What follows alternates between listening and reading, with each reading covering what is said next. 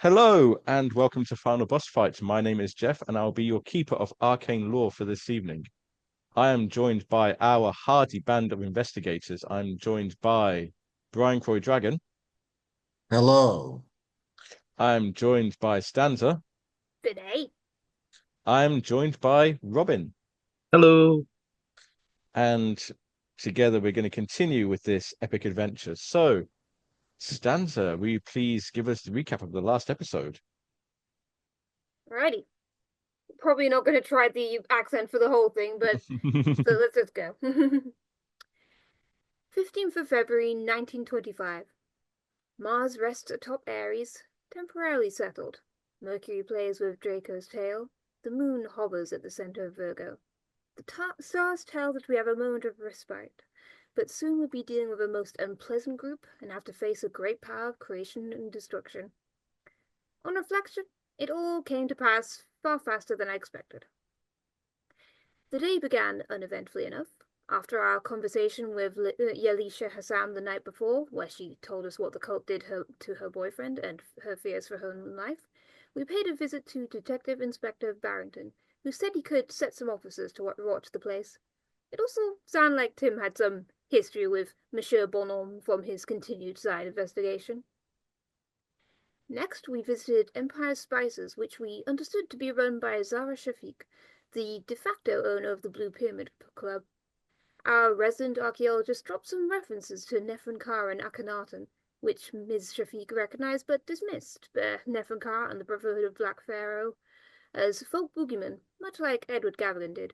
When we asked her about the Penhew Foundation and the Carlisle expedition, she said she merely gave briefings on climate and customs to prospective travelers. Miss Shafiq mastered it well, but she was definitely hiding something. How soon we were to find out precisely what was not something I anticipated at the time. The rest of the day was dedicated to the Penhew Foundation's library and what we discovered beneath it. Edward Gavigan was out of town for a few days, but as members we were permitted entry. Though we found only one potentially interesting snippet in the relatively public-facing library, a letter from a J.O. Kinnaman who denied the existence of the Black Pharaoh while discussing the Saqqara incident where Carter severely mishandled Frensters who were likely part of the Brotherhood. Given the golden opportunity, I picked the lock to Gavigan's office so we could investigate further. Signed white £1 notes in a unlocked safe, a telegram thanking Gavigan for help with a geyser dig from a Dr. H. Clive in Mycerinus, I believe. A picture of Mr. House on the desk, and a secret passage were what we found. In a dusty junk room, a fake sarcophagus concealed a trapdoor. We found more money, false passports, a loaded revolver, and numerous receipts for goods and services. Henson Manufacturing in Derby, which we'd just returned from. A walk-in safe was delivered there for Gavigan, which was made by Ernst and Whitfield Co. of Birmingham.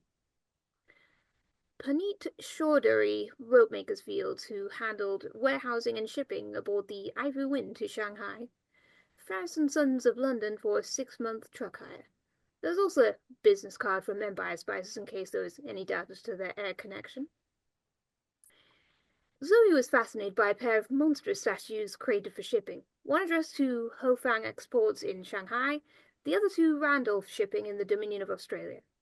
There were some fascinating texts we took for later study: Liber Evonis, Book of Xian, and Equinox Divice, as well as some old scrolls in Latin and Egyptian hieroglyphs, of which we took one each.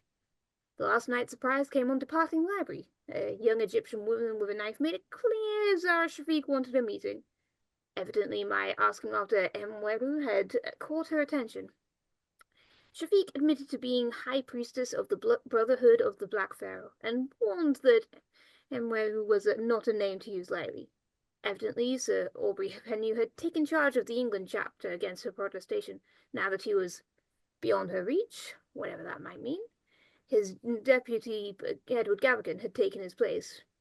If Gavigan isn't dead by the 24th of February, then we will die the day after the new moon, when the cult next meets. And Shafiq used sorcery to demonstrate just how easy it would be for her. Quite the predicament. Hey, thank you very much.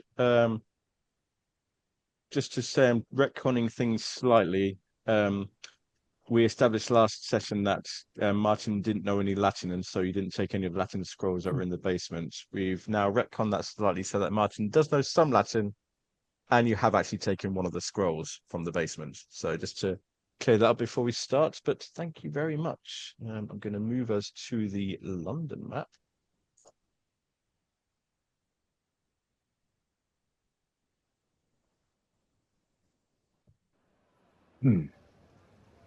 And start the Syrinscape going. Maya was sorry. Zoe would have taken the Cthulhu statue we found as well. Yep, that's cool. Oh, dear. And still has the pigeon in her bag. Still has the pigeon. Yeah, I noted that you named the pigeon Pudgy or something like that. Yes. Unless there's anything else you want to do in the night time, we can move to the morning of the 16th of January, which I believe is a Monday. Apart from going and finding pigeon feed, No. not really. Okay, so Monday, the 16th of February, 1925 dawns. You have some leads to follow. You have some things to research if you so wish. What do you wish to do? I'd like to follow all of the leads. What leads would you like to follow? Well, what are our options here so we can all discuss what we'd like to follow? There's First and Sons of London and Puneet Chaudhary. Those are the two that are within London. I'm not sure where Missa House is. One that I'm not sure where it is. That might be one place to, but it might be a good place to look if we want to find Gavigan, since that's probably important. I'm also thinking, like, we've got a lot of books. Is there somewhere we can buy a steamer trunk? Probably just a quick sidebar. And we can also do some reading. And I seem to remember last time there was some suggestion of going back to the Penhew Foundation to see if there's any other information you hadn't acquired. Like Gavigan's location. So yeah, what do you wish to do? Search for Gavigan. Gavigan. Okay. Where would you like to start looking for that then?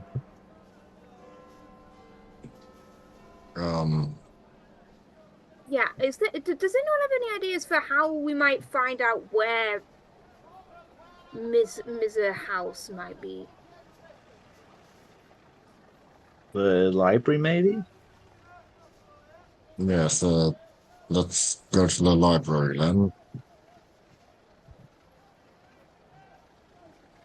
Okay, there are plenty of libraries around. I think the British Library at the British Museum might be a good place to start. So is that what your task is for this morning? Yeah.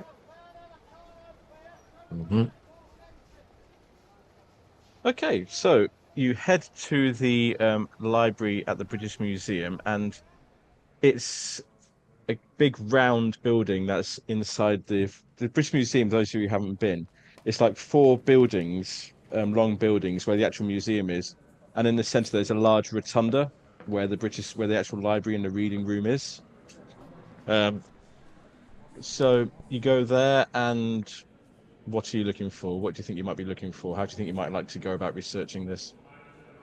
Go on. I was just about to ask what was the building like? Like, did it look historical in any way, or? The photo on Gavigan's desk, it looked like a stately home.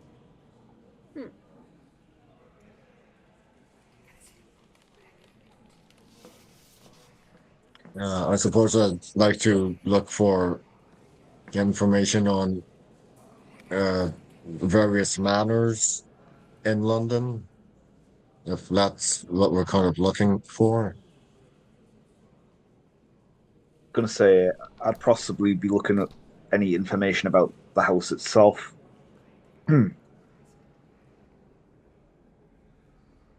Okay, and So those of you looking up these things, can you make me library use rolls just to see how long this takes? Well, I'm here, so I might as well give it a shot. Oh, never mind. Tick. So Tim, you're trying to find records of Miser House in and around London, and you find lots of information in all the houses like in London. There's Sir John Soames' house. I think that's still around at this point. I can't remember history actually. I went to Buckingham Palace, obviously, Kensington Palace and all those ones, but you don't find any record of a Miser house. Zoe, you probably take a bit longer to locate any information if you're looking at like manor houses in general. But I think it's Martin who's probably looking over your shoulder and sees it before you do, sees a record of Miser House situated Woolton on the Naze, which is quite a way outside London. How do you spell naze? Naze. Okay. Okay. Woolton on the Naze, which is northeast of London on the coast, quite a bit south from Dunwich, actually. Well, we know where our target could have headed, if that's the house on his desk. We have a general location, at least. And this would probably take you, if you're doing the research here, at the very least, it's going to take you the whole of the morning. So by the time you've finished with your books, looking through the books, trying to find all the information that you can, cross-referencing on maps and things, at the very least, it's going to be about 1 o'clock. Mm-hmm. If that was a critical success, that would have taken a relatively short amount of time. If it just gone with a regular success, it might have taken a whole day. So, do we want to find out if? Well, I suppose. No, never mind. There was that roping company or something that you mentioned. Yeah, Puneet Chaudhary. They sort of like they handled warehousing and shipping of antiquity to Shanghai, specifically aboard a ship called the Ivory Wind. And that was found in Gavigan's safe, wasn't it? Well, that was one of the receipts. Yes. What was on the receipt again? Sorry, this is me not being good.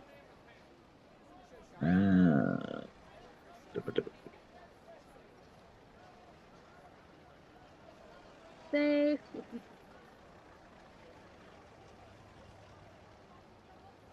This should have been the handout called. Yeah. No, that's not the sample receipt. That's the safe. Yeah.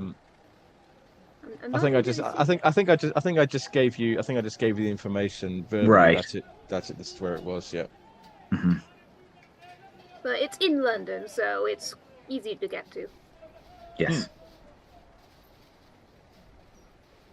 Yeah. The warehouse is at Rope Makers Fields in Limehouse.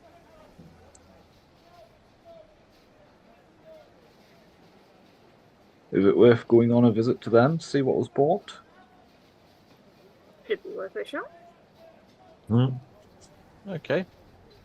Probably takes you about an hour or so to get there, and we can go to a new map now, actually.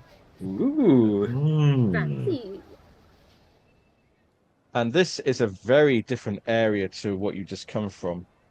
This is shipping, traffic, gangs, a grim and dirty part of London with an unsavory reputation for gambling, derelicts, opium addicts, exotic restaurants, and crime.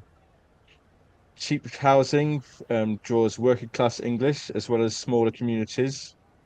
Apart from the residents, sailors, of which you see lots.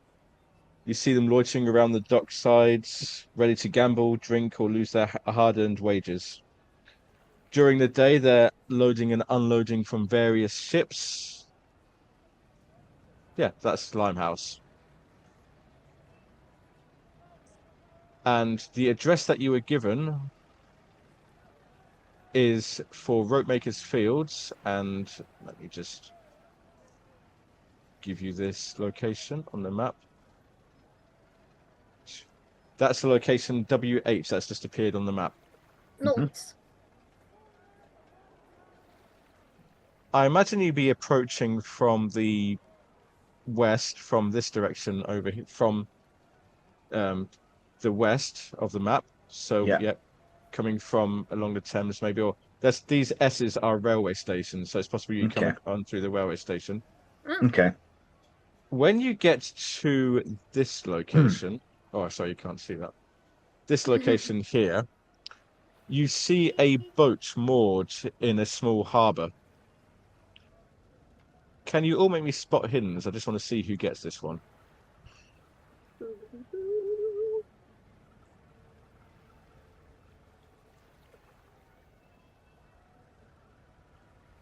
It's Nope. Tim who sees it. Tim, as the train's going past, coming into the station is this one just under Limehouse. You see the name of the boat. It's the Ivory Wind. Nice.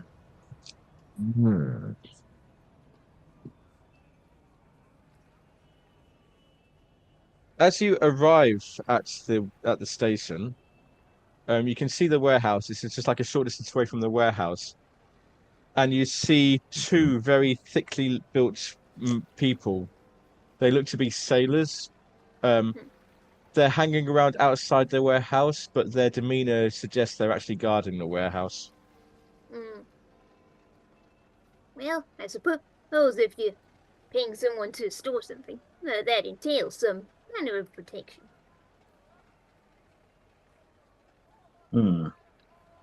I wonder what they're hiding.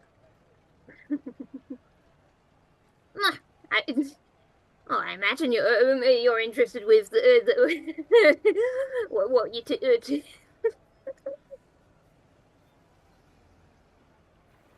It wouldn't surprise me if there was more things like what you took with you. Took what with me?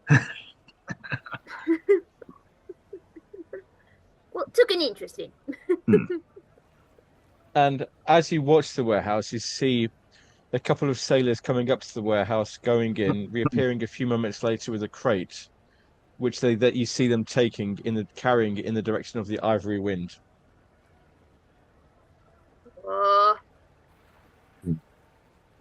And a few minutes later, you see another pair of sailors doing exactly the same thing. Could Zoe kind of I want to try and cause a bit of a scene here. Okay. And what I'm going to do is I'm going to kind of run screaming, and I want to kind of trip, slash look like I'm tripping, but try and knock one of the guys over so the crate contents spills out. Okay, so you're trying to cause a distraction, make one of them trip over to drop the crate. Or at least drop the crate. Let's see, what skill could we have for that one? Fast talk? It's more active than fast talk, isn't Yeah, it? that was just the first thing that came to mind of you're throwing people off guard. I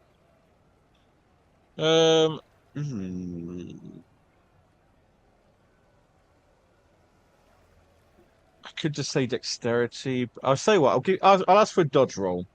I would have said a dodge roll, please. Ugh.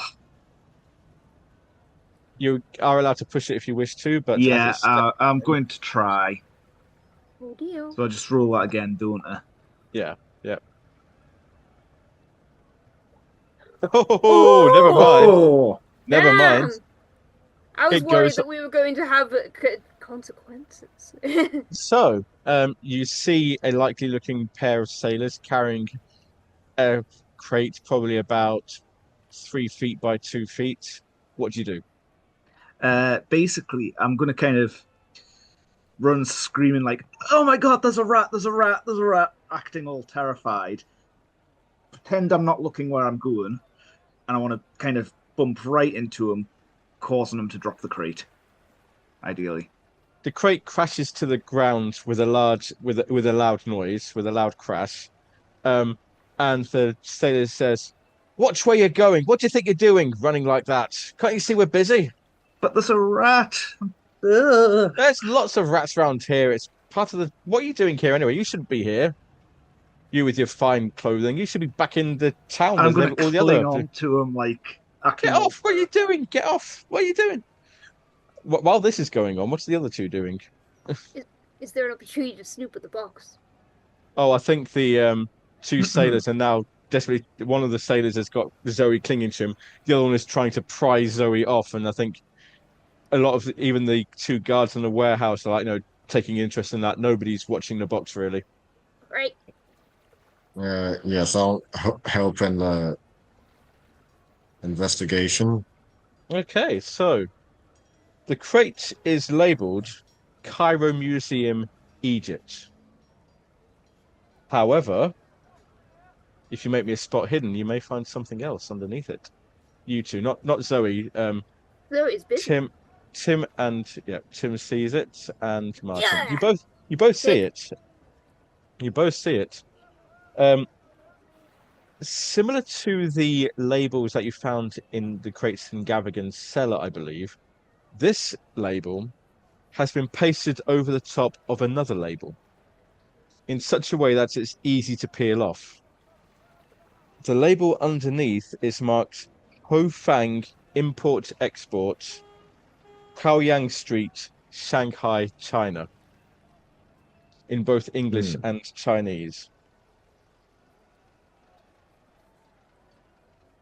And as the crate has crashed to the floor, the lid has come ajar. And Martin, I'll give it to you with your extreme success on the spot hidden.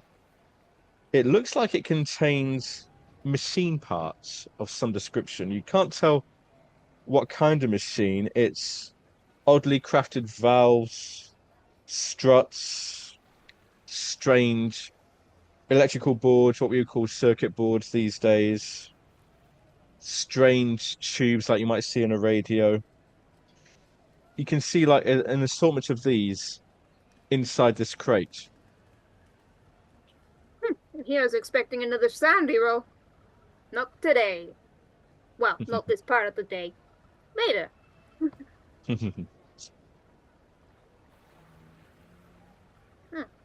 Don't know what to make of that. Just file it away for later. Just like it's like, well, that's something. Is another link to Hofang.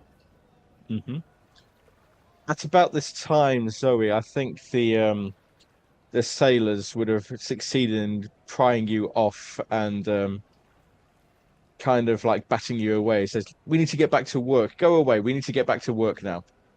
There's a rat. You and your rats. If you don't like it, bog off back to London. And I'm going to kind of run away looking like I'm crying.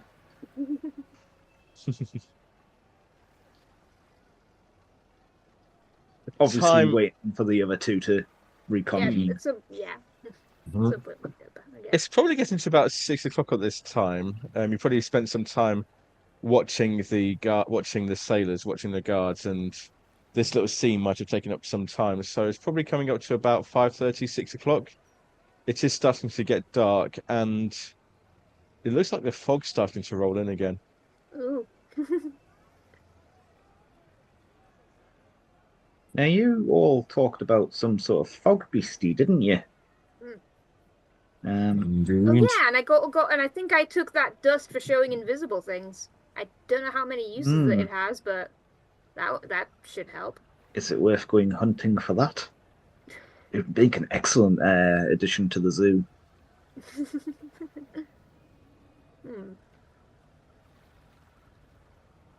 We can offer it Tim for lunch. What does Tim think of this plan? No. But what about hunting in general without tribute?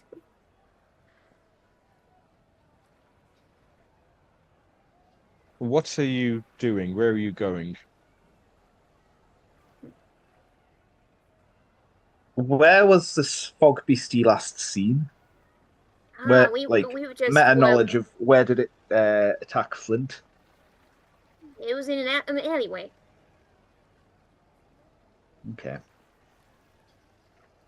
I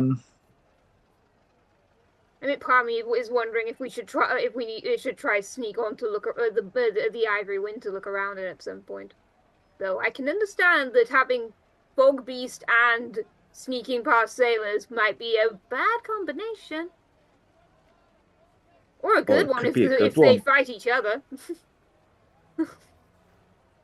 I'm assuming the Ivory Wind's still guarded. It is, and there's probably like one or two more sailors come out to guard it. They're still loading up, but there's still like more people on guard. Mhm. Some of them it's different to say that some of them have probably gone off to the nearby pubs and drinking away their wages for the day, but it still looks like quite a few. It still looks like quite a few are still at work, loading and unloading the same sort of crates that you've just seen. I mean, my other thought, and I might not be the best person to do it as I was causing a scene, might be to go talk to the sailors, see if we can find out more about what's going on with these crates. See if anything comes out of them after they've had a bit to drink. There would be a yeah, you can quite easily see where the pub is. It's like, bright, doors open, loud music coming from there. If you wish to investigate that. Yes, of course.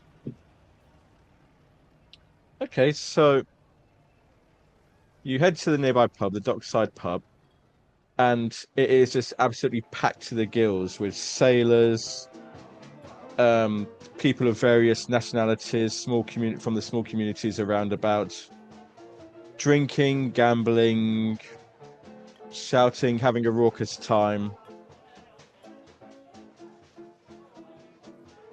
And you do find some sailors, but you're not probably sure what boat they're from because there's lots of boats around here.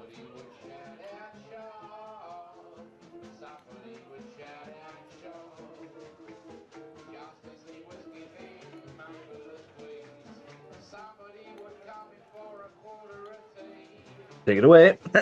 Or you could just sit and enjoy the music that's playing at the moment. Admit I am multitasking, taking notes. Just like, just like, I thought, I thought this was your show. You seem to be faring quite well for yourself back in the Blue Period.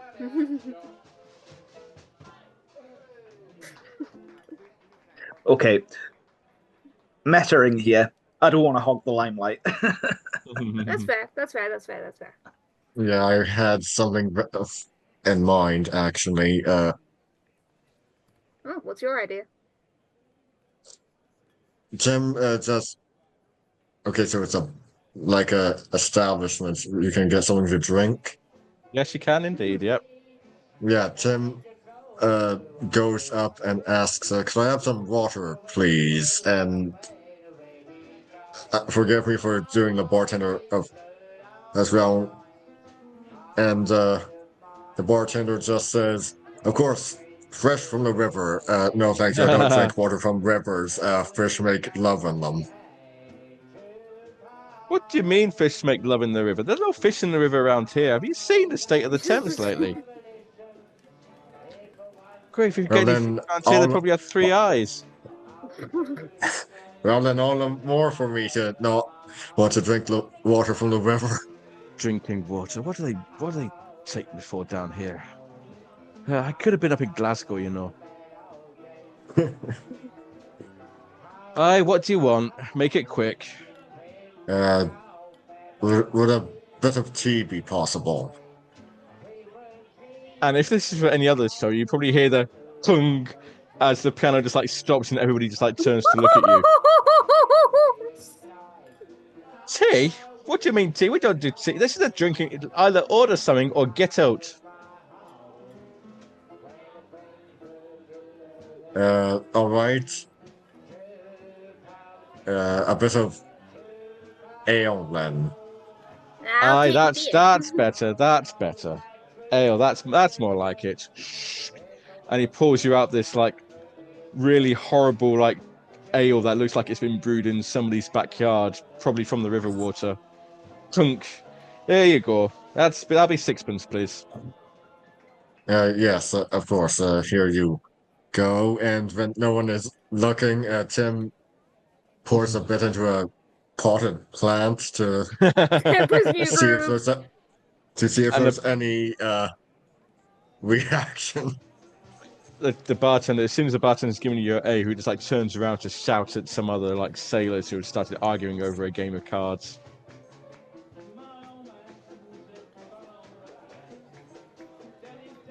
Is there something I could roll to see if the ale does anything to the potted plant? No, you don't need to roll for this. As soon as you pour it into the potted plant, there's like a little. I'm suddenly getting images of grog from Monkey Island. Pretty much, yeah. That's probably what we're going for here. Yep. Yeah, the tankards are indeed metal.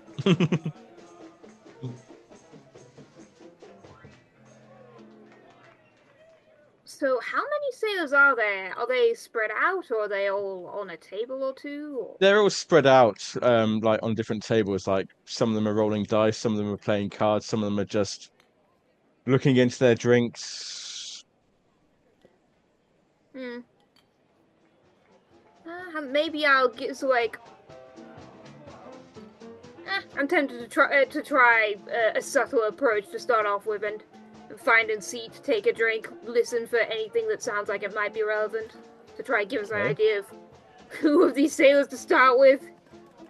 Make me a. Ooh. I'm gonna ask for a combined luck and listen roll, please. So roll the dice once, and it's whichever is the lower of your luck or your listen. Luck and listen. Okay. Oh, okay. It's gonna be bad then, knowing my luck. Wait. Oh, you mean lower? That's it. The 18. The 18. Yep. Nice. No, the 18. Yep. So the 18 does beat your listen and your luck. So yeah, as you're there trying to listen around to the conversation around, and Jury goes, "When are you going out?" We're going out on the Ivory Wind tomorrow. We've got a few more crates to take over to Shanghai. That Captain Torvak, he's a bit of a driver, and it seems the customer wants them there as soon as possible. How long is that going to take? It's going to take a while. It's going to take a couple of months at least to get from... Have you ever been from here to Shanghai? It takes ages. Well, better you than me. I'm going off to Nairobi tomorrow. Probably not much better, but yeah. Oh, well, that's what we signed up for, we get paid for it. That's all that matters. I suppose you're right. What are you having? Oh, I'm having some of that ale. I don't know what it is. It does something to your insides. I don't know what it does. Have you seen what it does to these cups? I'm sure these mugs. I'm sure they've gone like rusty inside. Don't worry about that. That's just what the bartender puts in it. And it's just like carries on. Right. Pass this on that we know the captain and that the island is leaving tomorrow if we want to investigate it. And also that, like, Nairobi, Kenya is also on the list of potential. Well, it was on the. I think it was a list of places that Jackson Elias has either been or was yes trying to go to. Because I think that's it's Egypt that the expedition came to an end, wasn't it? It wasn't Egypt. It was I'm trying to remember where it was. So like that the massacre was. Though it sounds like there might have been any massacre at all. Look at the America handouts. You've still got access to those.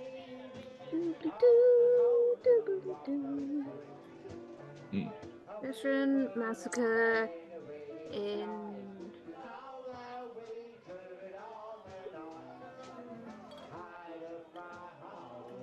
Okay, it's saying the like Aberdare Forest. Maybe I need to go back to the other one. Oh, okay, I think I'm getting. Yeah, okay, so.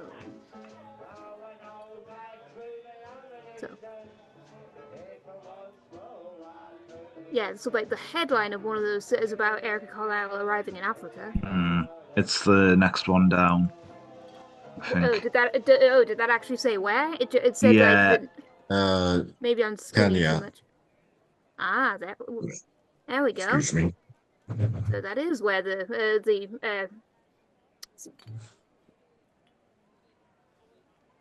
to my notes.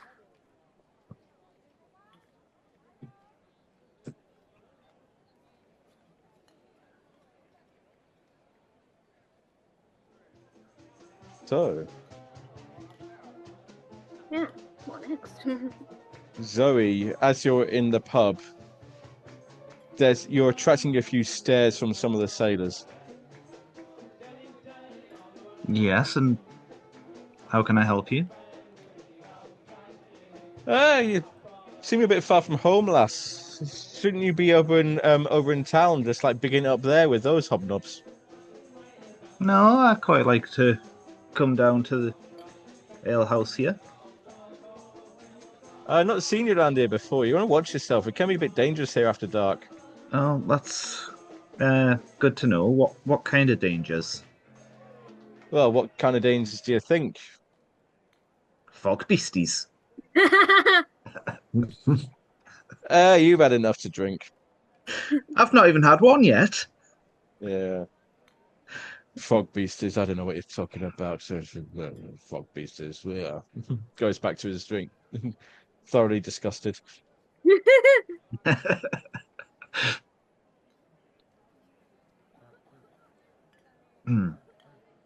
So, are we planning to investigate this boat, or do you think we need more information? Yeah, it's a question of like, do we want to try directly question any of these sailors, or do we want to try sneak aboard the boat now, or do you want to see if we can try catch the captain tomorrow? I think if it's in port now might be our chance. Well. Okay. What are you doing? Right. How are we gonna sneak aboard a guard ship? Okay. So return to the Ivory Docks. You leave the Limehouse Docks. You leave the pub and you head towards the dock where the Ivory Wind is currently. And again, there's a couple of sailors standing guard. There's a couple of crates being loaded aboard. There seems to be only one gangplank leading onto the ship.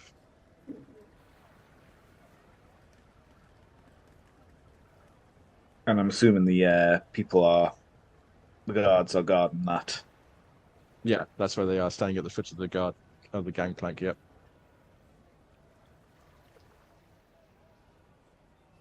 Oh,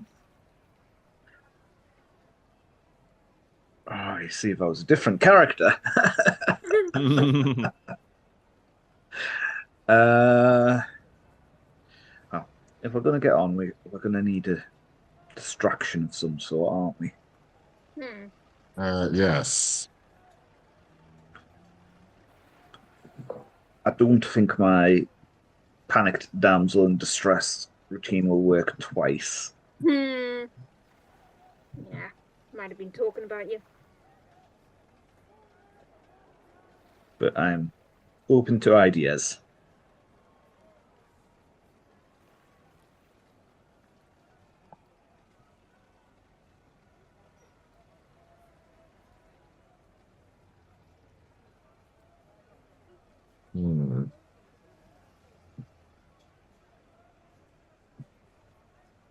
I only have dumb ideas, okay, someone can go and fire. Throw something out. Throw something out. There is never such a thing as a dumb idea.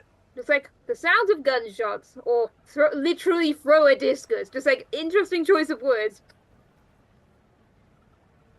Ooh, now that's given me an idea.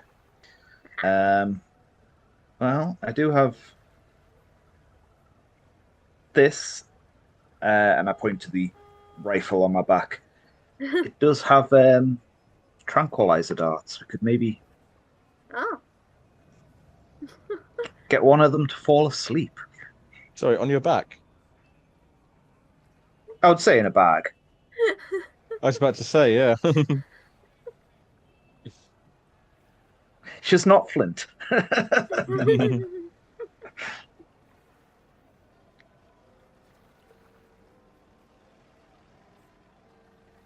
Is It'd be preferable not to get immediately on the wrong side of the law. what if I took up what was it called in the war? A sniping position? A sniper's nest? Is there any like tall towers or things I could try Not and set really. up on? It's warehouses, probably a couple of cranes, but not very tall cranes.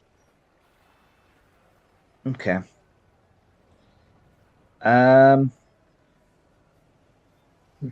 Yeah, I'm gonna try and climb up one of the cranes, if possible.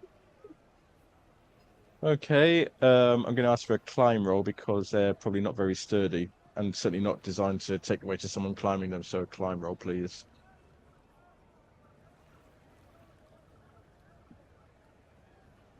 Oof. First, You know what? Screw it. I'm using luck for that. you're using luck 19 luck to make that. Yeah. It takes a while, probably like what more than what you expected, and it does wobble quite a fair amount, but you do manage to get to the top of the crane and you're like hanging there precariously in one hand and your rifle in another hand. And I want to try and aim with my rifle to take out the nearest one. Ideally, hit him and get the other one to fall in the water I'm wondering if I should as he try. falls. I wonder if I should try if it should. Would it help to offer to go and offer cigarettes or something to them? Just like chat about like what a gross night it is, I guess. Or would that be counterproductive? Go for it. Extra distraction. All right. Okay, so what you doing? Well, assuming I could, yeah. It's like What are you doing? yeah. So like I was like approaching the say, so it's like just like, ah, nasty night to be out. You want a cigarette? Oh, I never turned down a cigarette. Thank you. There you go. And as that's happening, I'm going to try and shoot one of them. Ideally, in a point where I know it would knock them out.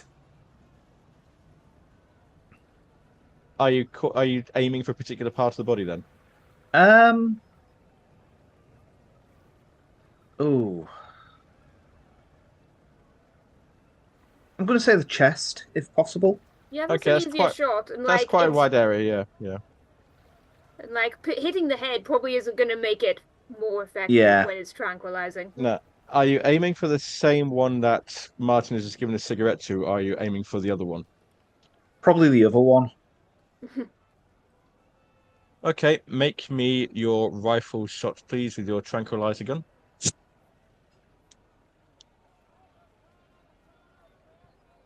Very Extreme nice. success. Very nice. Not even, it's almost like as soon as he's like lit up the cigarette and he's smoking on it, you hear this faint splash as the guard on the other side of the boat just immediately falls into the water. And this one, Ernie? Oh, he's probably drunk again. I suppose we're gonna have to fish him out of the water now. Oh, thanks for the cigarette. You better get going. Yeah. I need to help this lout out the Thames. And he goes over and he's like, "No, what are you doing down there? Come up here. What do you mean you need?" If I can. I'll take the extreme success again. Actually, yeah, Yeah. yeah. And he also falls in straight after him. And then I'm going to drop down and join the others. Okay. And the gangplank is clear. You don't really see anybody else around. The ship appears to be deserted. I told you I was a good shot. Very good. So the Ivory Wind. I use it on people, though. The Ivory Wind is very much a cargo ship. You go on board, and it becomes apparent quite quickly that there's very little in the way of quarters. There's probably one for the captain, one or two for the crew, but that's about it. The rest of the space is taken up with crates, lots and lots and lots of crates. I might check the captain's office. I'll start going around looking at all the crates and like any of that address to that who. Oh God, sorry, Hofang exports. Hu Fang. Yes. Though we also know that, well, no, yeah, Hofang exports. Okay, so there are 15 crates in total that you can count, all various sizes. They are all addressed to the Cairo Museum, Egypt, but they all have the Hofang Import Exports label underneath. Do you try and open some of them to see what's inside? If possible. But I was going to say let Martin do Okay. his thing with the captain first. Martin, you enter the captain's cabin, and it's probably not a whole lot here. There's probably a few I was just looking for any knickknacks. There's records. there's a table. There's a map on the table. Looks like there's a course charted, starting from where you are in London, going around to Marseille, Malta, Port Said, Aden, Bombay, Singapore, ending at Shanghai. Trips take the trip. This time could take anywhere between 6 weeks and 3 months, depending on the sea, depending on the conditions. You probably see you might see an invoice somewhere. They're probably not very tidy with their paperwork. Probably like an invoice or receipt or something from the Penhew Foundation for transport for all of these crates. Yes, Signed by Edward Gavigan. I assume that they're from like before he went away. Oh, these have been yeah. The date is a while back. It's probably taken a lot of time to transport these crates this far. Was there anything about Hofang exports, the destination, other than the map? The address mainly. As far as the sailors are concerned, once they get it to their customer, they don't care what happens to it after that. So they've got the address to deliver it to in Singapore, not in Singapore, in Shanghai. But after that, there's no further details on it. Okay, it doesn't seem like there's a lot in here. But it doesn't look like they're starting out on their journey on the following day, on the 17th. Yeah, that fits with what we hit. You do find some extra bits lying around. It looks like some of the paperwork indicates that some of the crates have come down from Henson Manufacturing in Derby.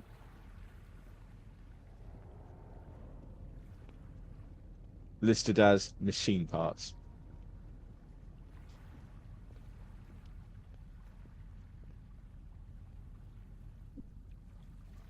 That's what we saw. Something is being commissioned there. Wait, are you sure it was the one in Derby? As opposed to the other one? Because I remember there being a bit of confusion, just like Derby is where the no, well, it's called manufacturing. Okay, I was just a bit confused because it sounded like Ernest Whitfield and Co. made the safe, but maybe I got it the wrong No, way Ernest around. Whitfield and Co. They made this safe and shipped it to Henson Manufacturing in Derby. Okay. That's their sole involvement in this. They made the safe and sold it to Gavigan. Okay. Now, something being weird being being manufactured in Derby. Tim, what are you doing on board this boat 12? Also searching. Searching. Well, I can put you as. What are you searching particularly? You'll be helping Zoe with the crates. Yeah. Okay. Spot Sweet. hidden. Not really. You already found the spot hidden really was for the labels. But between you managed to go through a few of these crates, and some of them also contain these strange machine parts that you saw on the crate outside. But some of them contain statues. In fact, one that seems relevant to you, Tim, is a 7 foot tall statue. Appears to be an Egyptian pharaoh, carved from looks like an obsidian. The face is Immediate. obscured by a mass of squirming tentacles, all very intricately sculpted. Can you Roll make me sanity. roll sanity, yes, but also make me an archaeology roll.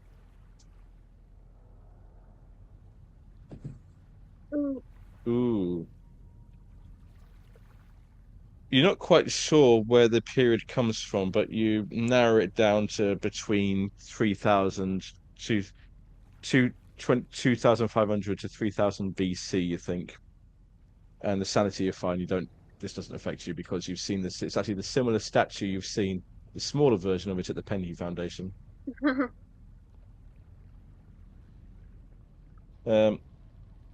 Zoe, you find a crate that's about 2.5 feet long, and inside, on a pile of straw, there's some sort of bat-winged creature carved from sandstone. Oh dear. And the start of it is if it's leaping forward with its wings unfurled behind it. And instead of a face, it has a single bulbous eye with 3 huge lobes. There's Okay. no sanity roll for that, and you can't really tell where that one comes from. And that's also going to Hufan. That's also going to Hofang, yes. Yeah. Is it a sarcophagus or? No, it's just a statue. Okay. Martin would have a guess, but Martin isn't there. Would I have any idea of what kind of creature this could be, if anything? I doubt it. Very doubtful. Certainly nothing that you've ever seen or heard of. Okay. And I'm just going to touch it. Poke its, well, for lack of nose. the statue. Yeah, I'm going to boop it. The statue continues to be a statue. Okay. It doesn't have a nose. Yeah, just imagine you poked its eye. Yeah. It does nothing. It's just a statue. Also, what do you mean by lobes? Are they like... I imagine earlobes. No, it's like the eye is like 3-lobed eye. What, you mean like that bit? It's an eye, but it's got like 3 sections to it. Okay. Oh, you mean like a mantis shrimp? I might try and draw it on here. Bear with me. Where's my drawings for? Okay, let's try this. Kind of like that sort of thing, but they're joined together because I can't rotate them. Where am I supposed to be looking? Sorry for the Did you drawing. put it on the GM layer? I put it on the GM layer. Yep.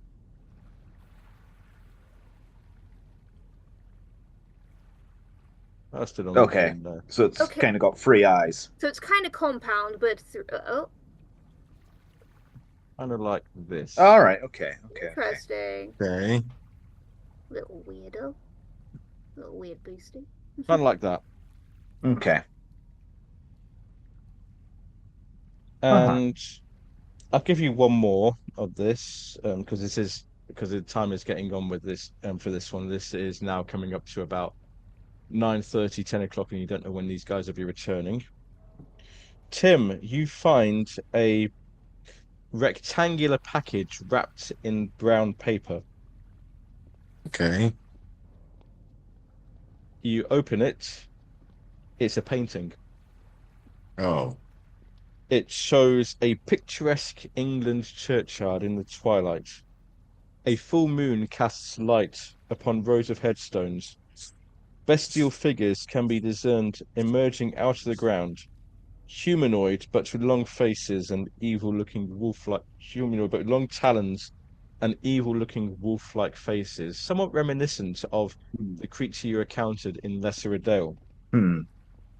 So not another sanity. Oh, Yeah, this would yes, be a another sanity. sanity roll. Another sanity roll for this one, please. I think we met the person. Oh no! Oh no! Is that a critical failure? It's a critical failure. That's a fumble, but fortunately, it's only 1 point. I think we met who painted this. Yeah, make me a spot hidden roll. Make me a spot hidden roll just to confirm that. Yeah, in the corner you see the initials MS and the year 1924. This is indeed a Miles Shipley work. Oh dear. One of his older ones. We got him to stop. And it's probably about this time you hear noises from outside, voices from outside. It seems like some of the sailors are returning. Time to be off. I think it's time to go. And you leave the ship, and the fog has now come in quite a lot. Okay. Now be ready for trouble. I'm assuming we can use the fog cover to get out of the view of Oh yeah, people. it affects them as much as it affects you. Yeah, they don't see you coming or won't ask for that. They don't see you leaving. It's not the sailors I'm worried about right now. Hmm. Just like dust in one hand, gun in the other. And you kind of like hear the whistle of the train at the station. Oh. Because you're still at Limehouse. You're not in London yet. I mean, I wasn't sure if the trains were still running at this time. I would say there's a late train. I won't leave you stranded here. Let's get you back to London. Run! You managed to get the last train just as it's pulling out. It's like dramatic. Hold the train, hold the train, hold the train. But you managed to get on just as the train pulls out, and in short order, you return to London. Now, as you're leaving the station, heading back to your hotel, it's again the fog is coming even more. You got like the lamps shining through the fog, making it very hazy. Can you all make me luck rolls, please? Oh dear. Oh no.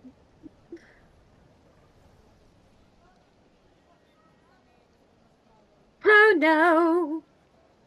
Look, Martin, as you're walking along, you're walking along the alley. You're probably like being very, very cautious, looking around, and you feel something wrap around your arms and try to wrap around your throat. And this thing just like grabs onto you. You feel like this thing like grabbing around your neck, grabbing your arms, and it's got you fast. You don't see what it is. You cannot. Oh. You cannot see what it is. But this thing is just like got you now, and it's like holding onto you. Can I say that I was holding the jar of dust in one hand and I dropped it, so like whilst they're starting to struggle with it, so that someone else has a chance to grab it? Yes, you can do that. Yes. So you take 1 point of damage, but this thing just like is hanging onto you now. We're gonna go to dexterity order, so that was its turn. The next one up, I believe, is Zoe at 60. Yep. So I'm assuming I can see Martin struggling. Yeah. You can see Martin is struggling, but you can't really see what he's struggling against. Yep. And can I see the vial that Martin's dropped? Yes, you can. Yes. I'm going to pick that up and just kind of try and pour it, or throw it, kind of as if you would a pail of water in the general area I can around Martin. Hoping you're not using all of it, but that's what it's for. Oh, Martin, can you roll me 1d8 please as well while you're there? Okay, That's a sanity loss. As the thing just grabs you out of nowhere, that's a sanity loss, and that's a intelligence roll, please. Oh dear. And I think we'll just say if you do get bad to manners, it's just going to be screaming mainly. Yep, yeah, Martin is screaming. Roll me a d10 as you scream to see how long you scream for. 3. 3 rounds. You're just like trying to scream as this thing is grabbing on you. Sorry, Zoe, you grab the jar, the files of this dust, and you throw it in the direction. And for a moment, all three of you see this thing. It's like your mind interprets a mix between an octopus, a squid, a jellyfish, all together floating, with 3 of its tentacles wrapped around Martin, another 3 flapping around. Martin, you're in a bout of madness at the moment, so Tim and Zoe, make me sanity rolls, please.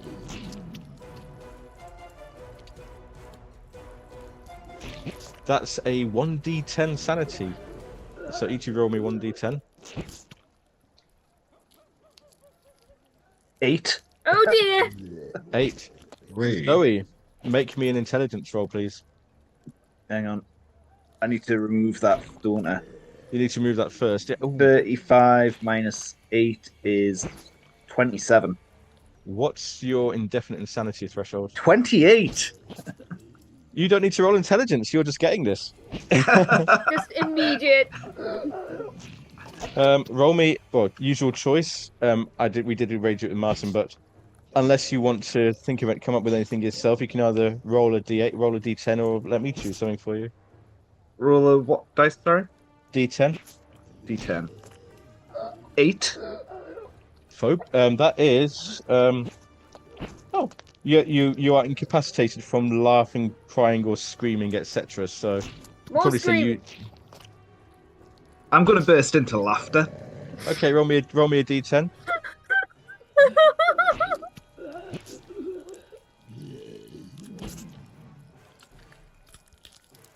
7.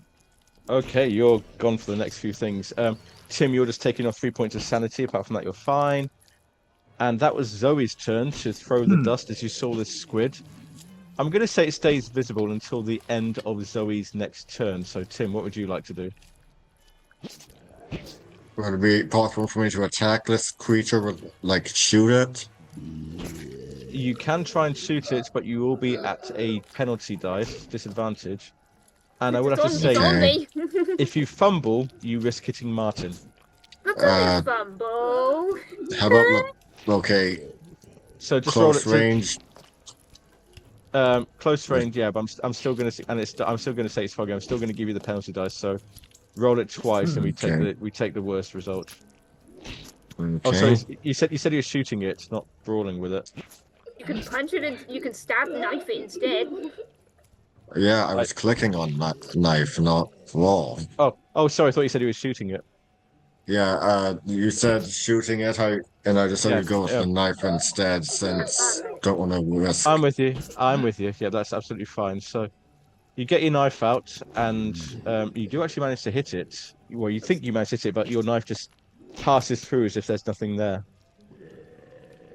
Huh. So you can still take brawl. You can still tick it, but your knife passes through as if there's nothing there. It's insubstantial. Okay, then.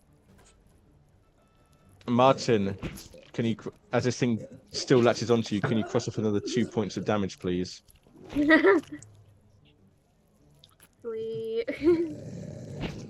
On your turn, Martin, you are still screaming, but you can try and struggle free if you wish to. This will be a strength roll. I'm not very good at that, but the alternative is doing nothing. I imagine. I'm busy screaming. No. Sadly, yes, it's still managing to like hold you fast. Zoe, you're still screaming. I was going to say those flopping sounds are horrible. Sounds about right, yeah. Oh, for some reason Syrinscape was working till I just tabbed over. Zoe, you're still screaming. Tim, your turn. Attacking it physically didn't work, but make me an idea roll, an intelligence roll, please. Okay. You remember your last encounter with this when you were fighting it with Flint? You seem to remember that when it got hit by the streetlight, it fled. And I would say this, you always carry your flashlight with you. Okay, then I'll take out my flashlight. Okay. Aiming your flashlight straight at the beast. Gonna say torch, Jeff. Torch. You're not American. Torch. Okay then. Yep. You can take your torch out, aim at the beast, and the beast has now the powder is now like worn off the creature, so it's now invisible. But you aim your torches to where you saw it, and again you see like the image of these tentacles, and now it's actually starting to flinch.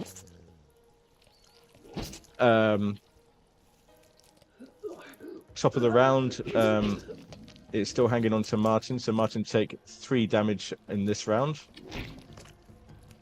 I am sweating. This had better resolve soon. Very soon. Can't do anything. Martin, this is the third round. I think your screaming fit is worn off now. Yeah, your screaming fit is now worn off. Okay. You can try and free yourself, or you can try and reach your own torch if you wish. I would like to try and reach my own torch, since I feel like that might be a better bet than trying strength again. Okay, let's make this a dexterity roll. How's your dexterity? That's slightly better. Okay. Not enough. Do you want to use luck on that? Or do you want to try... you can't push it. Do you want to try and use luck on that? Or...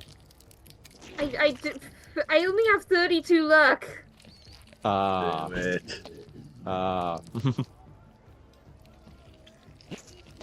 It's squeezing quite tightly and it's getting tighter and tighter each time. Fine, it looks like I'll die if I don't. You manage to get your torch out and you shine it straight at the beast. And again, it's flinching now. It's letting go with 2 of its tentacles. So if you can try and escape again. Try to escape again. Only this time it feels like it'll be much easier to escape, as it seems to have let you go with a couple of its tentacles. I would desire that, but my strength is still bad.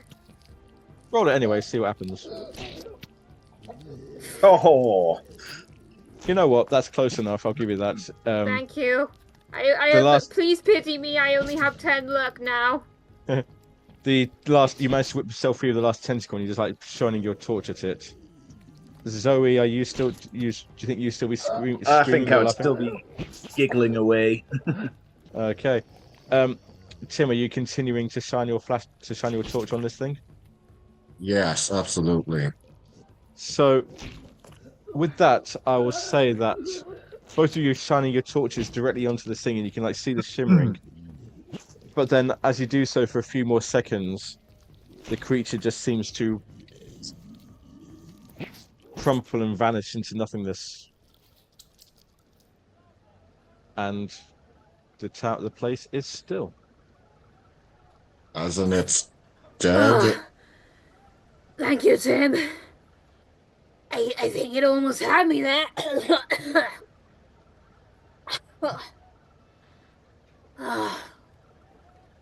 Well, let's hope that's the end of it.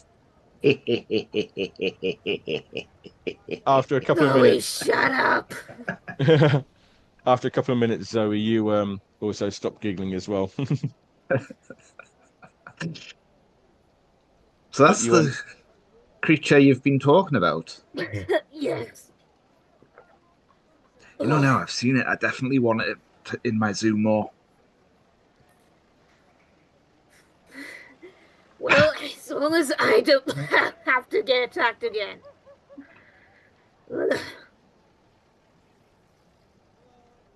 I think that's probably where you to lying down in my hotel.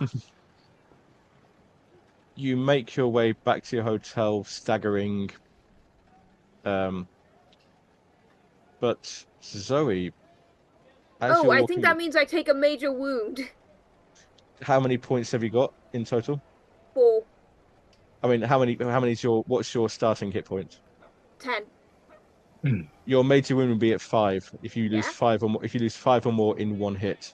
Oh, in one hit. Okay, so we were getting close, and you're getting close to it. Yeah. If that had happened, I'd have worse things to worry about. Yeah. So at the moment you're just normal recovery more than anything else. Just takes time.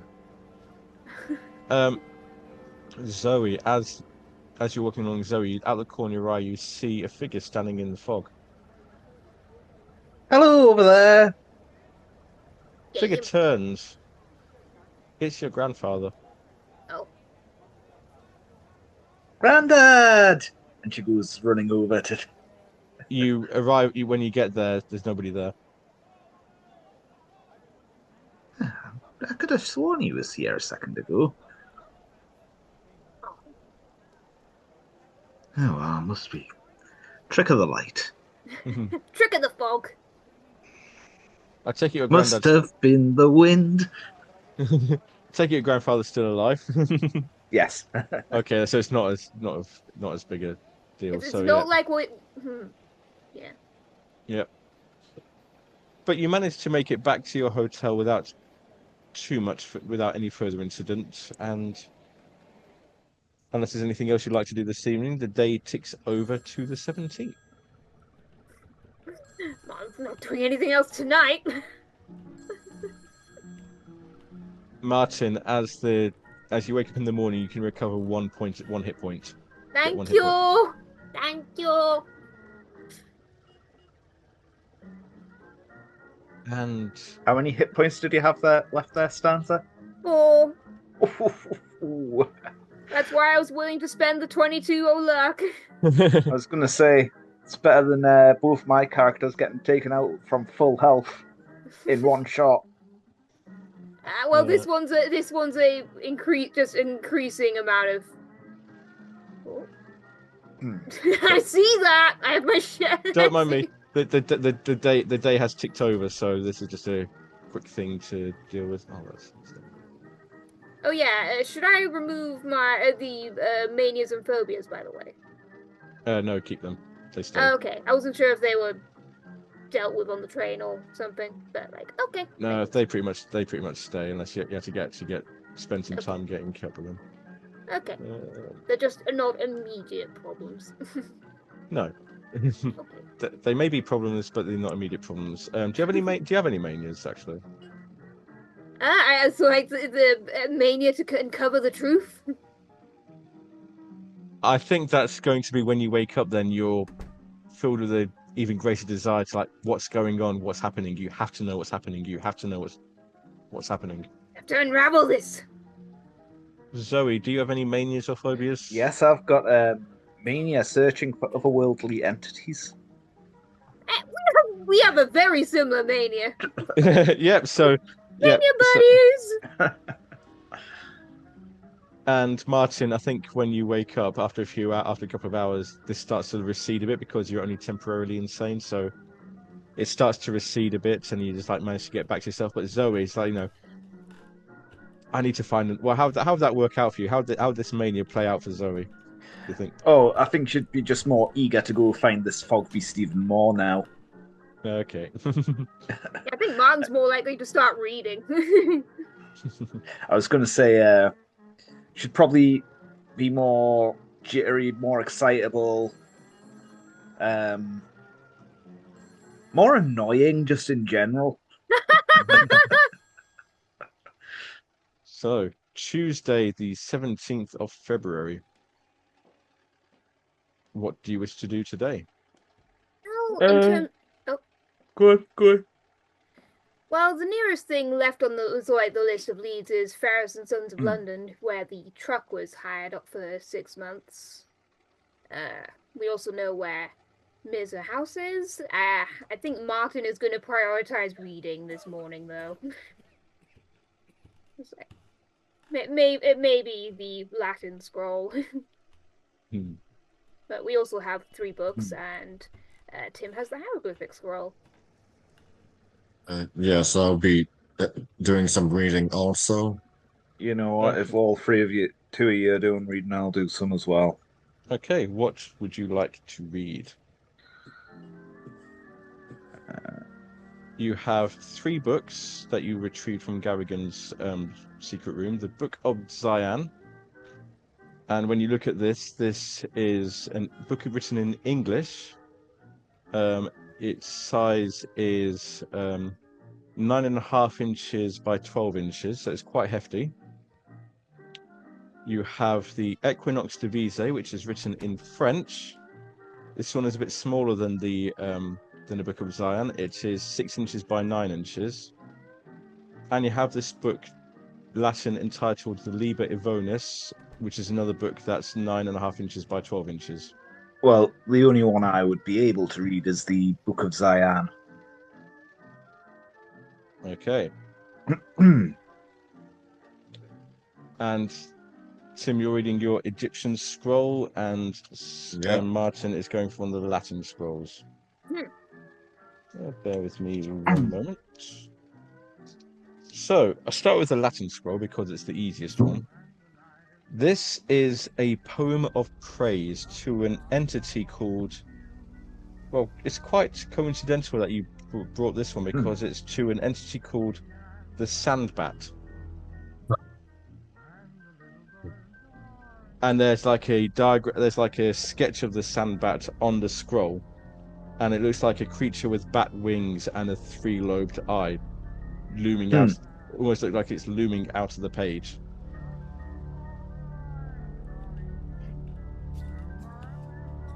This one. And it's just like praise to the creature, lots of blasphemous things. Can you make me a sanity roll, please? Yeah, I'm going to ask if it sounds like anything I've heard before. Oh, yes, you would find this very familiar. You probably chanted these yourselves. Yep, you're fine. You absolutely Yep, find that's this. why Yeah. I'm fine. Just like, Yeah. yep. Somewhere in your dim and distant past, you see the words kind of coming back to you, and you almost like find yourself mouthing the words as you read them on the page. Tim, the Egyptian scroll. Do you have Egyptian or some similar language? Is the question. No, I have English and French. Well, you've still got the devise, the Archaeology? equinox devise. Yeah, Equinox. You can try. You can switch to the Equinox devise, or you can try an archaeology roll for this. I'll give you an archaeology roll for this one. Okay. Yep. It takes some time, but you probably still have some books of that of ancient Egyptian writing, ancient Egyptian hieroglyphs. This is not a poem of praise to a creature. It seems to contain a ritual. And it's a bit hard to make out, a bit hard to understand, but this ritual seems to be called Call Messenger of Apep. How do you spell the name? APEP. Oh. This rings a bell. It's Apep is the serpent that Ra fights every night. Oh, cool. Call Messenger of Apep. I'm just half convinced that, like, maybe before Martin joined, that there was the friends came upon some reference to communicating with a messenger. Maybe. Now, Zoe, you're taking on the book of Zion. Yes. I'm going to say this will take you the entire day if you wish to peruse it. Yep, that's fine. Not read it fully because it's all very closely written text. It looks like it would take a very long time, and the pages are massive. It would take you a very long time to read the whole thing. But just you go through, you see pictures, you see diagrams, you see this appears to be an account, what it calls an account of the wise and venerable words of those most exalted high masters on Shambhala. I'm going to show you this actually. This is the book here, so all covered in blood as usual. of course, yes. These books just keep bleeding. It talks about enlightened beings of flame, which are said to have raised humanity when the lands of Hyperborea and Atlantis were young. And as you're skimming through it, you find a couple of sketches of various horrible creatures. Although you do find a sketch of a figure, human figure, black, like arms raised, and it's called He Who Shall Stride the Blue and White Waters. And it seems to resemble that statue that you saw in the Penhew Institute. He who shall stride the blue and white waters.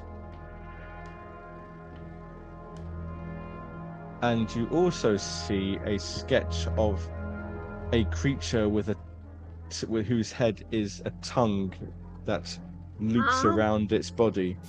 This is a force of beckoning chaos bestride the hot mountain, his tongue scoured in blood. Force of beckoning chaos astride the hot mountain. Okay.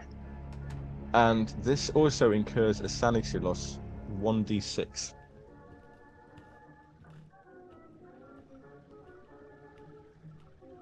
Six. Well, Ooh. 6 points gone. However, because you're indefinitely insane, you just go straight into another bout of madness. Yep. The D10, isn't it? D10, please. Yep. 7. 7. Let's see what you have this time. Da-da-da-da-da-da. You are compelled to get as far away as possible by whatever means available. So you're From the book. from the book, yes. I'm going to throw out the window. You're going to throw the book out of the window. Okay, that's okay.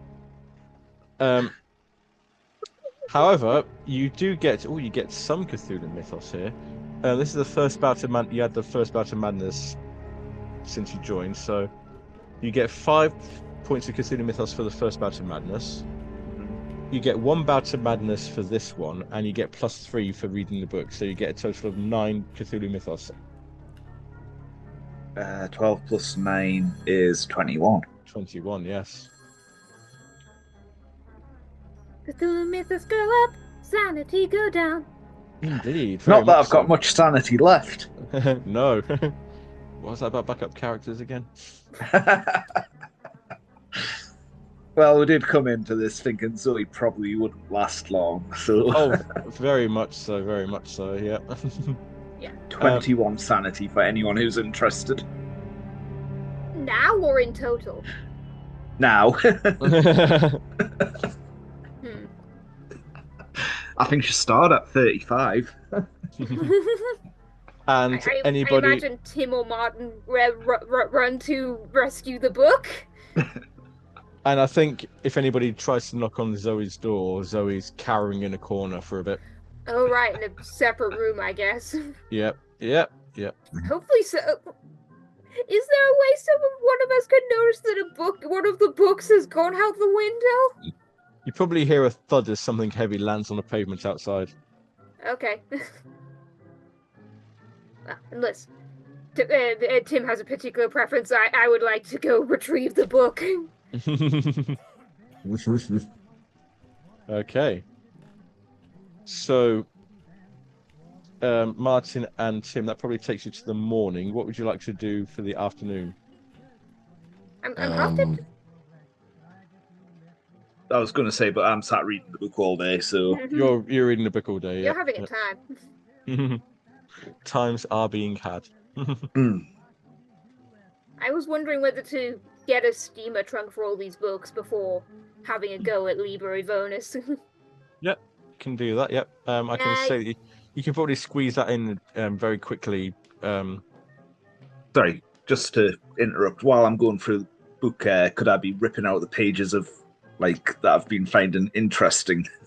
Well, if they're in your room, then we will discuss this at some point. So we will discuss this evening. And you would have also thrown them out as well when you threw the book out. Okay. Okay, so just like finding pieces of paper scattered around. I'll say you managed to find all of them, and you managed to get the steamer trunk, and it's delivered by two workmen to your rooms, so that's fine. So do you want to try and tackle the Liber Evonus, did you just say? Yes. So this is a quarto, so it's 9.5 inches by a foot, and again, it's bound in calfskin with iron clasp. There's a very musty smell as you open it, and it's all very closely written Latin. Can you make me... I'm going to have to ask you to make me a Latin roll for this, because this is not something that you could quite easily skim through. Yeah, let's give this a shot. Little girl, no. Oh. No, not today. Yeah, what would that be? That'd be a fumble. I think you managed. I think you were going. The dust comes up and it makes you sneeze over it as well. So it's now a very old, musty book with a lot of snot on it as well now. I try to clean it up. I guess instead of reading the book, I spend time trying to clean the inside and the dust. Yep, very much so. Yep, don't get anything for that, which may be a good thing. You never know. And Tim, what about you?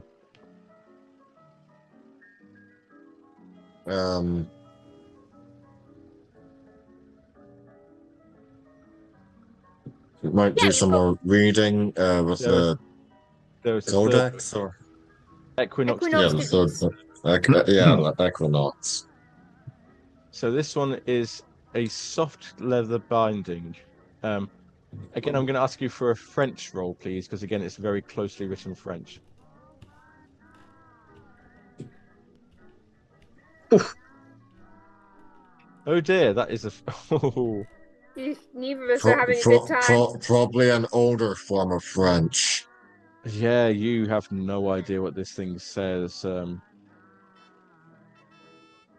think probably you hear Martin sneeze from next door, and you very nearly chucked this one out the window as well.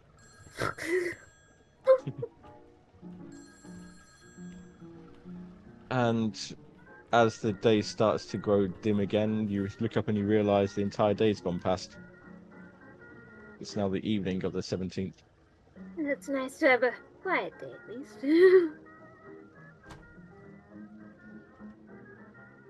Are we all done with our reading by this point? Zoe would have not come out of our room at all. Should be cowering in the corner the entire day.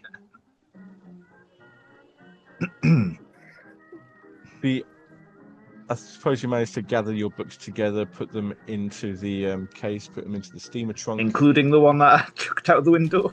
Yeah, Including the one Martin that ran and retrieved it. Martin went and retrieved it, yep. And tried to vaguely figure out roughly where the pages went. Just based on tears. The 18th dawns, and you're all feeling a bit better. A good night's rest does wonders. Martin, you can gain another hit point back from your total. A And little less fragile feeling. Just a little. what would you like to do on this day? Shall we check out a warehouse? No. Yes. A truck place. Ferris and Sons.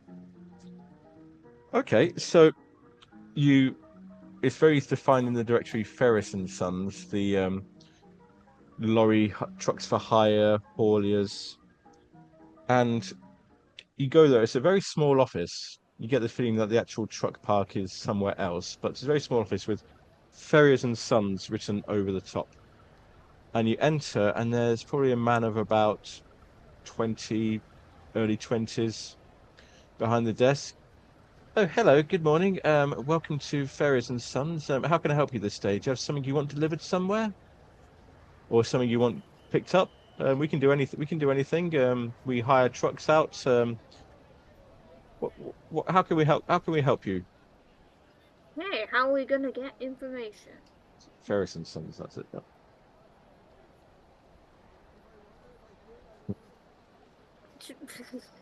Yep. We could go in and ask questions. We can attempt to be direct. You've done business with Edward Gavigan lately, haven't you? Gavigan.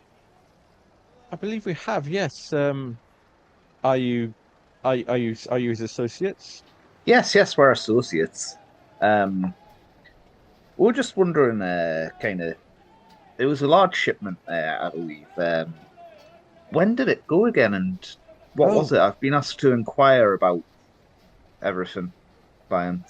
Gavigan. 1 moment, please. Let me look at my records. Oh no, it wasn't a shipment. It was a truck that he had hired for a few months. Oh, right, indeed. And he pulls out a paper that's got writing on it. It looks to be like a receipt with details on it, but he doesn't hand it over. Let me see. Yes, he hired this truck for 6 months. It's quite funny though. It's in the name of Empire Spices. Nah. I think now come to think of it, it wasn't him. It was his associate. I think it's his associate who signed for the truck. And his associate is. I think we know her. Oh, it says Zara Shafiq down here is the one who signed it. My lord. No one else who'd be from Empire Spices. Like just sidebar, just like this might be tied to the new moon business. And do they still have the truck at the minute? No, this particular contract finished on the 11th of February, but I fully expect them to have a new one in the coming few days. It says it's yes. Would you like to see it? Would you like to see this? Yes, if possible. Okay, I'm sure it's fine. And he passes over this receipt.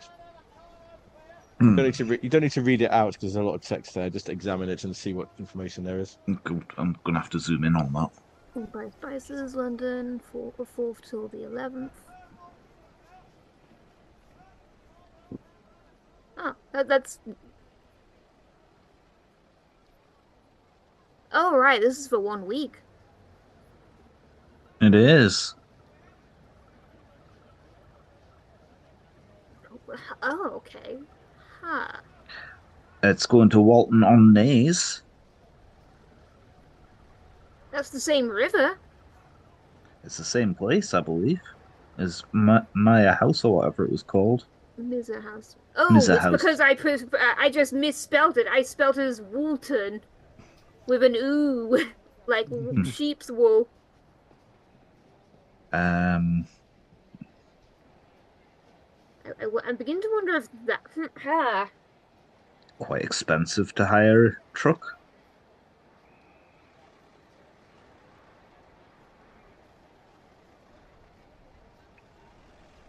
Indeed. Especially if you account for inflation. And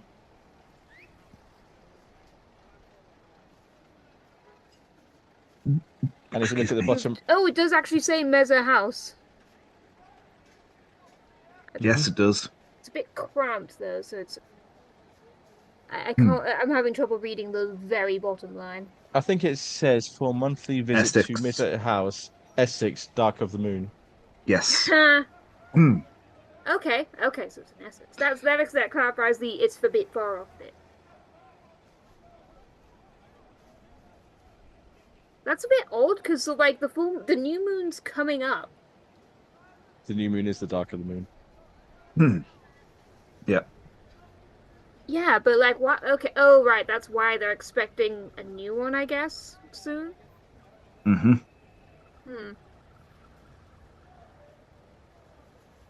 This one's primarily for spices.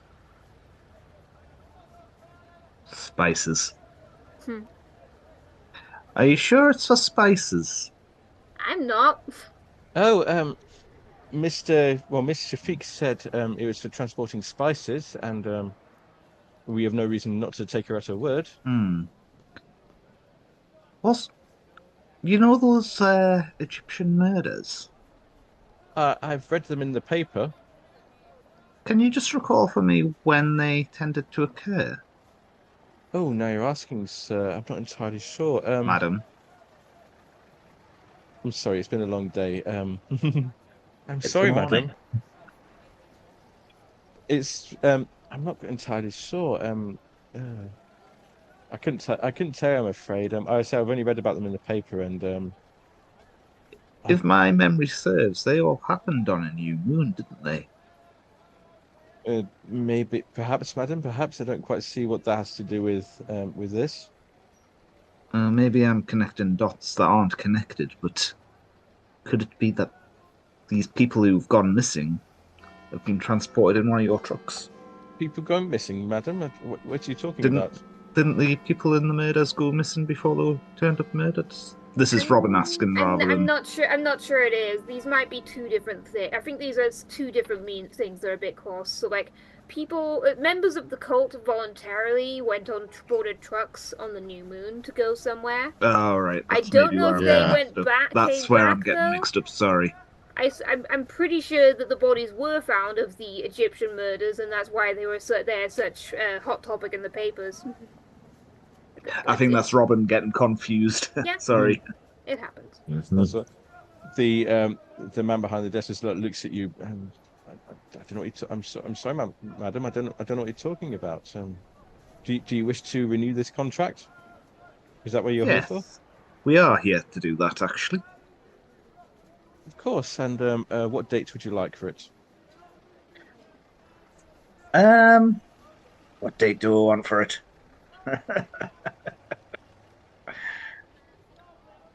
How about today?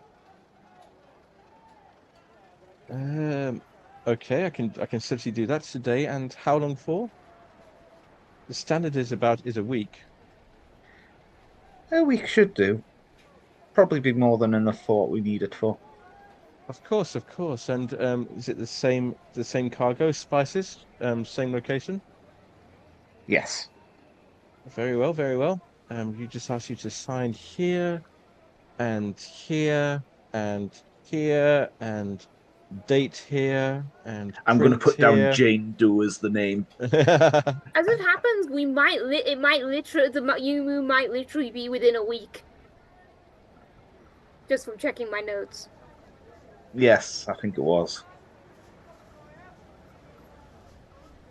And date here and sign here and print your name here and address here. I think that's all in order, madam. And I'm going to stamp it with the Zoog foot. What? You know the little foot that she has around her neck? If I was aware of it, I forgot clearly. Yeah, that's how she's going to sign her name, just with the little foot. What is a Zoog? Yes. Look it up. Yes. It just makes me think of a word for a crossbow. To be fair, Zoe doesn't know what it is. She just knows it's a strange animal. Yeah. It's a strange animal foot. And that takes us up to the afternoon. And I'm going to kind of like be waving it in his face and all that as I've done it before putting it away again. And he just like stands there like, deadpan. He goes, "Yes, madam, if there's nothing else. Yes, madam. Yes, madam." Yes! I've also got this Cthulhu statue. He's starting to doubt whether you're quite who you say you are with your antics. Sorry, chaos. Yeah, it's a good thing you were doing something useful for the person we claim to represent. And the clock strikes 1 o'clock. The morning ticks over to the afternoon. Is there anything At 1 else you o'clock? wish to do? Yes. Sorry, Jeff. Is there anything else you would like to do on this day? So we've somehow managed to wrangle our transport to where we need to go. If the cultists aren't using this precise transport, I suppose. If they don't have it, then they can't use it. They might order new transport. I don't know. I'm sure they have more than one truck. Nah, couldn't have.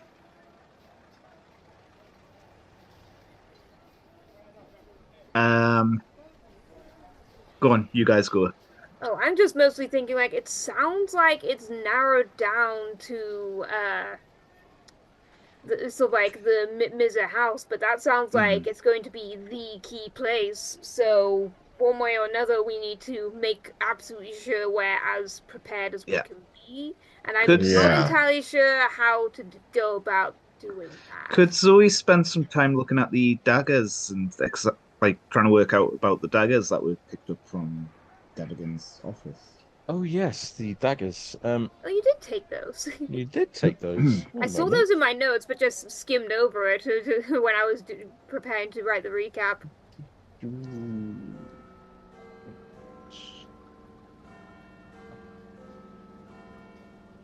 Oh yes, the 2 ornate silver daggers that you retrieved from the from Gavigan's secret room.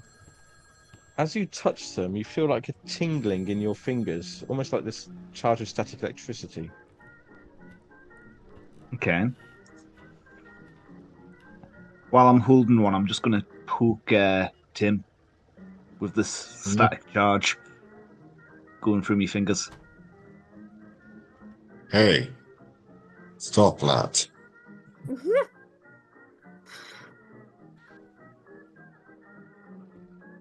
Poke, poke, poke. Apart from that, yeah. Are you declaring PvP against Tim? More irritation than a provoke. more. I was kind of just seeing if the static did anything than anything else. Oh, right. Not to Tim, and as soon as you let go of the dagger, the feeling goes away. Okay. How sharp is the dagger? Sharp enough to cut skin. Okay. I mean, we do have a pigeon. Oh. Why would you hide the pigeon? Well, yes, I don't think so. He would. That's the thing. Can I try? I don't know. Are we outside at the minute? Are we? You would have left it. I think you would put the daggers back in your hotel room more than anything. Yeah. Okay. As you're in your hotel room, actually, can you make me maybe a Cthulhu Mythos roll just for the laugh? All of us are just Zoe. Just the one playing with the daggers. Okay. You seem to recall a reference to silver daggers quite recently. Okay. This isn't something I specifically told you. It's just something that Zoe vaguely remembers seeing something quite recently about silver daggers. Trying to remember. What have you read recently? Oh, I read that Book of Daizan, whatever it's called. Picture of who shall stride the blue and white waters. Mm-hmm. Creature with head of tongue, force of beckoning chaos, astride a hot mountain. That's the one. And I think right before you threw it out the window, perhaps this might have been a part of what triggered it. There seemed to be some sort of ritual or ceremony, or some would even say spell in there called "Call Forth the Unseen Walker." And you didn't see much of it, but you do just glance over and you saw that it required some sort of dagger. Okay. Do I have the book with me now? If you're in the hotel room, it'd be in the steamer trunk that Martin acquired. Okay. And is Martin about? I mean, I probably would have left. Probably, and I probably would have left the steamer trunk at the hotel anyway. Mm-hmm. Yeah, you're not going to carry that around with you. Lug it around unless we're going somewhere far off. Could Zoe, find that book and start looking up that ritual?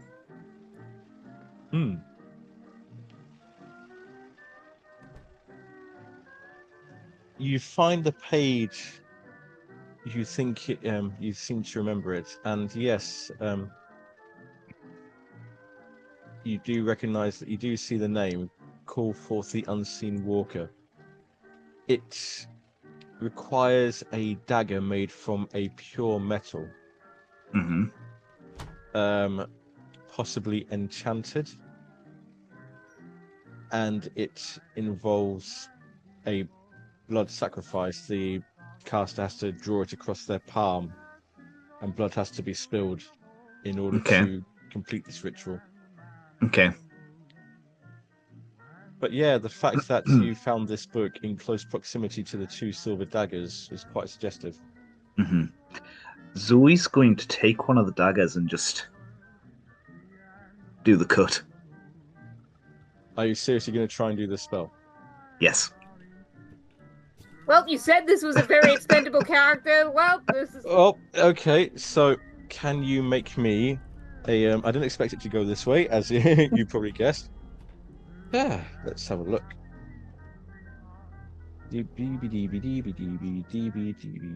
Ironically, I was thinking Martin might try see if there was some library that could offer a hint of how to counter magic murderers.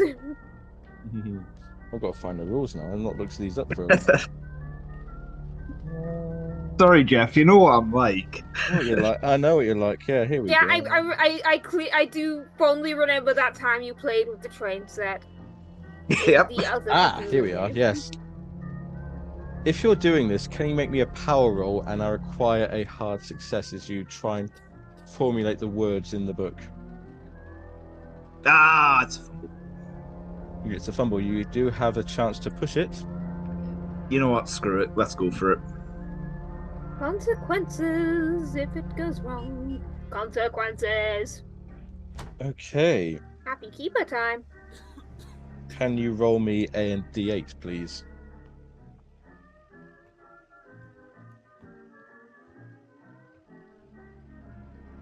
One.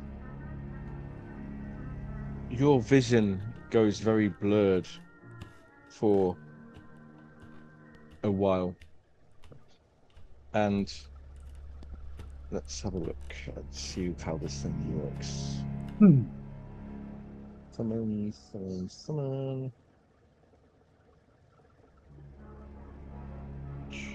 I've not used these spells before. Roll me a D4.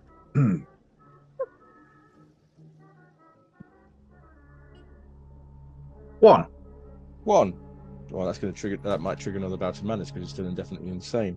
Oh, We will hang on to that for a moment. How many magic points would you like to spend on this? Well, I have 9. Does the amount determine what happens? Just because I don't know what's going on. Well, that's the point. Zoe doesn't quite know what's going on. You know what? I'll go 4. 4 magic points, okay. And let's see, how many points do we think is in the deck? Roll me a D100, please. 60.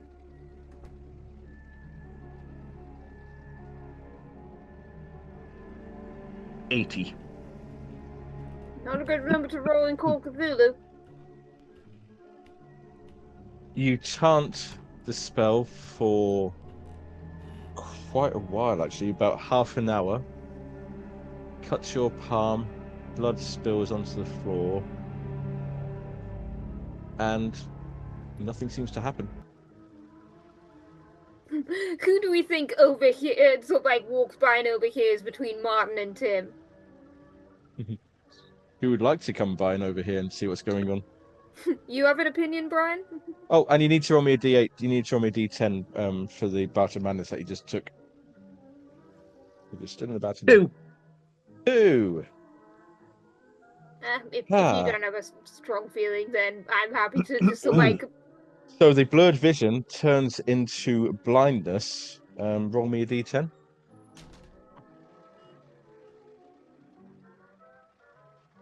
5. For 5 minutes, you are totally blind. Well, I think should just think, oh, this is odd. What have been slightly insane anyway. I'm going to say, think, oh, that's just part of the spell. Continue on. Yep. You're just going through the ringer, aren't you? And at the end of the spell, nothing happens. Nothing's changed. Okay. I'm stumbling around the room now. I'm assuming one of you would hear crashing and That's banging. probably where you hear the crashing and banging as someone stumbling around. What on earth is that sound? You okay in there? I can't see.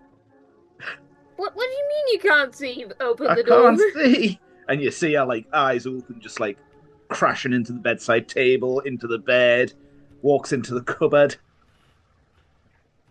And you see like blood spattered on the floor, and her arm and her hand is now bleeding. Can I see if I figure out something occult has been going on, or is No, that... make me an occult roll. Remember where things in the sheet are. Quite easily, yeah. You quite easily see what. Yep, I've seen some of this.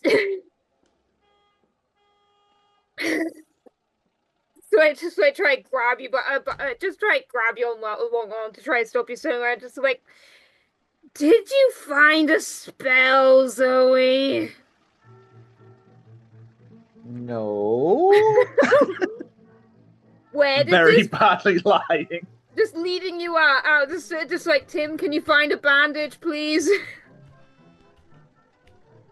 Where Yes, of course. That's why bandaging her to the bed to make sure she doesn't do anything else. Well, where did this blood come from then? I tripped. Tim just grabs bandages and starts to get to work. Well, why are these knives laying out on the floor for you to trip and fall with your hand specifically on where you would slice it if you were doing a ritual? Because I was doing a ritual. That's right. You were doing a ritual. Trying to call forth an unseen walker. Well, Whatever that means. I'm very interested in what that might be, but Martin. clearly not something to do Martin. without preparation. not the safest best time. Martin, make me a Cthulhu Mythos roll. Cthulhu Mythos? Nope. No. No, you don't know My what Mythos that is okay, not Never great. heard of that. Yeah, you haven't heard of that. It's worth a shot. It's something that sounds like there's a good chance it would be dangerous. As well. Not just sound like, just like looking at Zoe sort of like stumbling around. Silly me, I'm forgetting myself. So it doesn't matter, but you can add 5 to Cthulhu Mythos for going bad to madness before. Me. No, Martin does. Oh, nice. Wait, is it so 5 to Cthulhu Mythos, did you say? 5 to Cthulhu Mythos, yep. Yay. I think Still a it's fail roll, but yay. And I think that's right, yep. Cool. So, with that, the day comes to a close. We now move to, unless there's anything anybody else wishes to do before this day comes to a close, we move to the 19th of February, 1925. And I think that's a good place to wrap up for this evening. I think there was only one alternative idea I had, and that was to see if I could find something sort of like just like, is there a library that has counterspell in it? Something along those lines. Is there a what, sorry? But to try research, to try see if there's any kind of sign of like countering the sort of like counter-occultery. Counter-occultism. If there is, it's probably in the books that you're not able to read. So, another day, maybe. Probably, hopefully. And I think that is a good place to wrap up for this session. So, it's been quite a chaotic session tonight. Some bits I didn't expect. But yeah, let's do our stars and wishes. Go around and start with Brian. Yeah, I'd say the mentioning of APEP because I wasn't expecting APEP to be mentioned. If you're not familiar with APEP, that's pretty much the figure that Rod battle with. Basically, the very embodiment of chaos. A giant serpent, one of the most famous dragons in mythology. Yeah, should be an indication of where we're heading. Stanza. I enjoyed just confronting Zoe after the spell went wrong. That was really good. Mm-hmm. Oh, wishes. What's the wishes, Brian? Wishes that we go meet Gavigan next time. Mm-hmm. And stanza? Yeah, I hope that we either go to Mr. House or read one of these books. Part of me is tempted to say, okay, we've got 4 days left, maybe go, and maybe read on the way, maybe. You've also got Henson Manufacturing if you find yourself with an extra day to spare. I mean, but it's wait, what isn't that in Derby? Yes. Okay, I am not good at geography. What is the latest geographical relationship between London, Essex, and Derby? Essex probably takes you about half a day. Derby would take you a full day's travel. Okay, yeah. And Robin. Oh, I love going mad. I'm really enjoying just causing the chaos at the minute. Liked playing with the spells and catching you off guard with that. I know, yeah. Yeah. Wishes to find out what this spell actually does. For me, there's a lot to like actually. I just liked all it was like a bit of chaos, like a bit unexpected. I went into this one this evening, not really knowing where it's going to go because you had all the options, and it was quite fun actually. Yeah, so let's see more of that next time and see, what happens when these spells go right. Wishes. I'm hoping that just hope we have a good time next time. See what happens next time. We've got 2 major places left that you haven't explored it. You've got Henson Manufacturing, which you still haven't explored, and Mizza House, where you think the final showdown is going to be. Still got some players in the wings. You've got Gavigan and you've got Zara Shafiq in the wings somewhere. So it's going to be interesting to see how it all plays out. And with that, it only remains for me to say thank you all very much for watching this evening. If you haven't done so already, please do follow us. We on our YouTube channel and hit the bell icon so you'll be able to see when new videos go up. We have a Discord server. We'll be able to talk about this and all of our games and anything else that takes your fancy. I think some of the things at the moment have been new Steam games that have come out or new Steam demos that have come out, I believe. So yeah, get on the Discord and chat for that. And apart from that, we will see you all next time. Thanks for watching, guys. Bye-bye. Bye-bye. All right.